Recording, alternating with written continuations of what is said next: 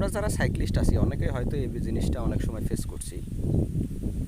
যখন এলাকার মধ্যে সাইক্লিং করা হয় জেলার মধ্যে বা আশেপাশের জেলার মধ্যে, তখন একটা কমন প্রশ্ন আসে অনেকেই সুযোগ পাইলে বা ইয়া করলে জিজ্ঞেস করে, ভাই কত দূর থেকে আসছেন এই সেই। তো এখন ঘটনা হতেছে যে ভাই আহ, মানে তো যাই হোক সেটা আহ, এলাকার মধ্যে বা এলাকার লোকাল শোনার পরে তারা হোপলেস হয়ে চলে যায়, মানে একটা অবজ্ঞার ভাব যে ইউজলেস। বা অনেকে গল্প শোনায় যে অনেকে অনেক দূরে যায়, অমুক জেলায় যায়, 100 কিলো যায়, 200 কিলো যায়।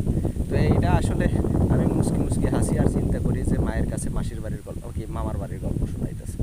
তো যাই হোক, তো তাদের মানে এলাকার ছেলে পেলে তুই জিজ্ঞেস করেই ফেলাইছিস, ভালো কথা। তো এরকম অবজ্ঞা করার তো কিছু নাই। তোর যদি মানে ইন্টারেস্ট নাই থাকে যে এলাকার ছেলে ফাউল এই সেই, তো তাহলে বলতে পারে যে আচ্ছা ঠিক আছে ভাই, থ্যাংক ইউ, বা এরকম বা এরকম কিছু একটা। তুই যেহেতু আগায় এসে কথা বলছিস, কথাটা ফিনিশ করে চলে যা। তো তারা কি করে, হুট করে কথা বলে চলে যায়, অথবা এরকম বয়ান দেয় অমুক জায়গায় অমুক সে অমুক। এরা কেউ জিজ্ঞেস করে না যে ভাই আচ্ছা আপনি কত দূর গেছেন বা ঘুরেন কেন এই সেই।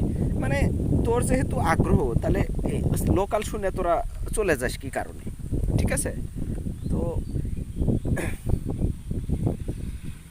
বাঙালির এই ধরনের মেন্টালিটির কারণে মানে মানুষ উৎসাহ পায় না নতুন কোনো কিছু করতে গেলে বা কেউ ইয়ে করতে গেলে।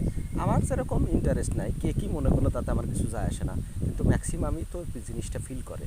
তো এই জিনিসটা আমাদের মনের মধ্যে নাই, তাহলে এই কারণে নতুন কোনো কিছু, নতুন কেউ, নতুন ইয়া কিছু আমরা করে তুলতে আমাদের সমাজে একটা বাধা, আমরা নিজেরাই বাধা।